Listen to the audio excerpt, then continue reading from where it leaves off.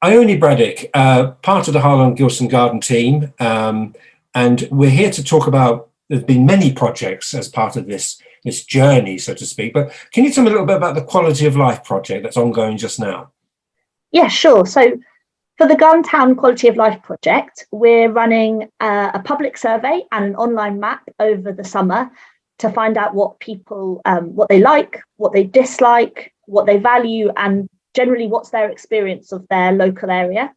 And we're doing it because we want as many people to take part, so all ages, all backgrounds, all neighbourhoods, to share their feelings and to share their ideas about their own well-being and their own quality of life within our garden town, so which is Harlow, Gilston and the surrounding areas. So somebody simply puts, I can't fill up my car and I'm worried about my heating in October. Is that really part of your remit, or is it, can they just say anything about their well-being right now? I think what we're really keen to do is gather as much information as possible. So if someone's experience is around the fact that the cost of living crisis is really affecting their well-being and their mental health, we do want to know that. I don't think we're saying that every single comment will have a direct answer or solution to that at that very moment. But what we're really trying to understand is, holistically across the garden town, how do people feel as individuals, and also what does that mean for the garden town as a whole? So really trying to understand what the key priorities are for people across the garden town, what they really value, what does make them happy, what does make them stressed, and working out how we can then use that information to tie that into the future projects of the garden town and the future change and growth of the garden town. Now, did you meet with the youth councils the other day? And if so, what feedback did you get from those young people? Yeah, we did. We met with both the Harlow Youth Council and the Epping Forest Youth Council. And it was really fantastic. I mean, I always say, if you want kind of honesty and excitement, go to people aged kind of 13 to 18, and they will give it to you in bucket loads. It was really brilliant. What we were doing with them was not just talking to them about this project and their own well-being and happiness, but really testing how this project could work. What would make young people engage with the Harlow and Gilston Garden Town, which is a partnership of 5 local councils. And often one of the things that we really lack is responses from young people.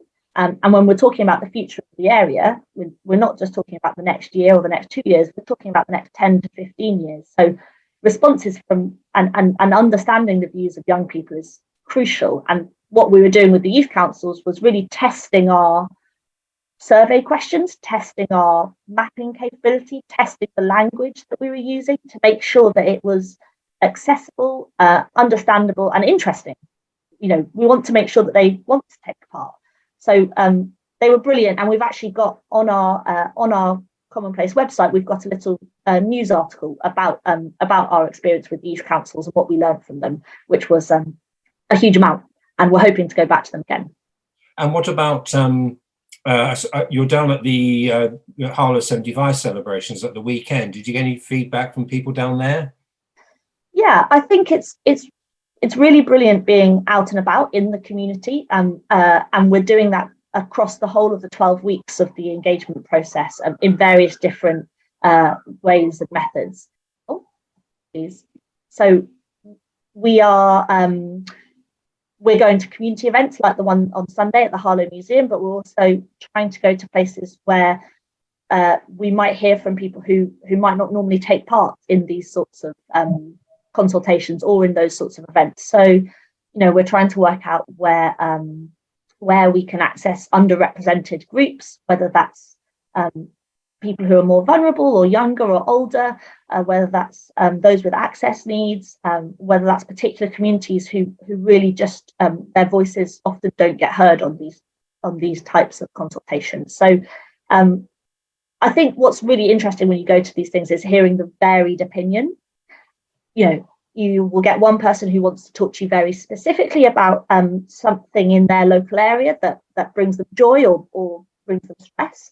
And you'll get other people who want to talk more broadly about the change that's coming and how they feel about that, or about the climate and climate emergency and those kind of larger issues. And what I really hope that this online map and online survey does is it allows also people in the community to understand other people's views and feelings as well, because all of the comments that go on there are public, but they are anonymous, so no names and details, but the comments themselves are public. And what that allows is a greater understanding of different viewpoints across quite a large geographical area. So yeah, we get a lot of different views, and we welcome them, and we welcome both the positive and the negative. And we're really trying to do this to broaden our understanding across the whole of the Garden Town area and across the 5 local councils who are involved. When you go to somewhere like the Broadwalk in Harlow Town Centre, that's where I first met Mary Parsons as part of Places for People, and very early on, in this process, in this journey. But that felt like the teeth of Harlow. You're going to get people there who, etc. And is that something you would plan to do? Get into the precincts, the parades, shopping areas? Yeah, absolutely. We're planning pop-up stalls in by the Harvey Centre, by the Water Gardens. I think we're planning one down on Boardwalk as well. We're also, but not just in the Harlow Town Centre, we're planning them within some of the neighbourhood hatches, as well as the villages. So we're going to Gilston Village Hall in late August. We're going to Epping Market on I think the 22nd of August. So we're really trying to get in places where there's a lot of footfall, and we're trying to do that so that people can actually see that this isn't just a digital engagement process, but there's also non-digital engagement. So people who maybe aren't digitally enabled or don't feel comfortable using a QR code or following a web link can have somewhere where they can talk to someone and understand the engagement, understand the process, as well as really get the message out and about that this is happening. We really, really want as many people to take part as possible. And by doing so, you can shape the future of your area. So my neighbour Olive is in his 90s. She doesn't understand what I do, on digital, and she goes to see you in the Broadwalk or in the hatches, and so when she says A, B, and C speaks to you, how is she feeding back beyond the conversation? Is she able to write something down, or how does that happen? Yeah, so in terms of non-digital engagement, we've got a few different methods that we're using, and that's actually part of the whole project, is to understand what works and what doesn't, so that we can continue to improve and make sure that our own engagement practice gets better. So first thing is we do have paper copies available of our survey, so we can either give them to people to fill out and take them back there and then, or we can let them know where to drop them off, or they could even post them back to us if that's preferred. If one of the things that I did on Sunday, for example, was actually sit with people and help them fill out the surveys themselves. So, scribing for them, because often not everyone can do that.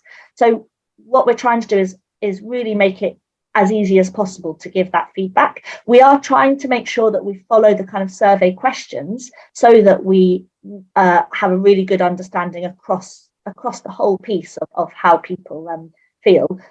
That being said, there is absolutely nothing stopping people from talking to us and having conversations with us, and all of that adds to our understanding as officers, but also the colleagues who are working with as Rainbow Services, who are a local organisation, and Quality of Life Foundation, who are an independent charitable organisation as well.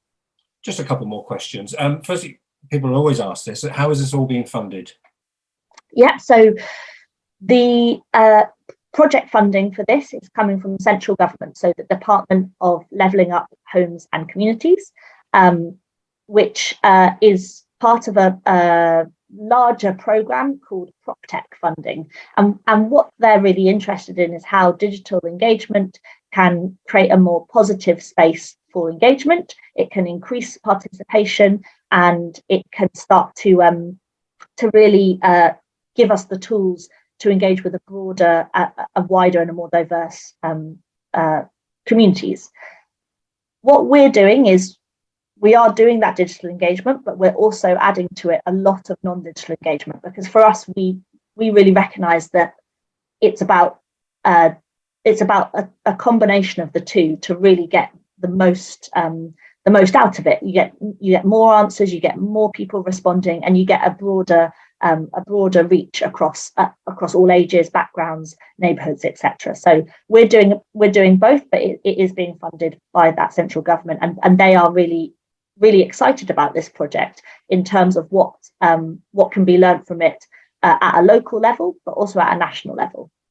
And finally, people will say you're the people who are going to bring these houses, these homes, these communities, in the Gilston area and other parts of the area that we talk of. How will, you may have already answered this question, but how will this part of the process, what is that relationship to bringing houses and homes and communities to our area? Yeah, I think that's a really fair question, and something that we have to be really clear about. If someone engages, why are they engaging, and what comes out of it, and how are they being listened to? So this specific project, the quality of life mapping project, is going to help shape future development and the changes in the local area, and it will do that by feeding into national and local policy. So things like local development plans and new guidance and strategies. It will feed into understanding and potential creation of community projects. So really understanding what the existing community feels and thinks, and also how to integrate existing and new communities together.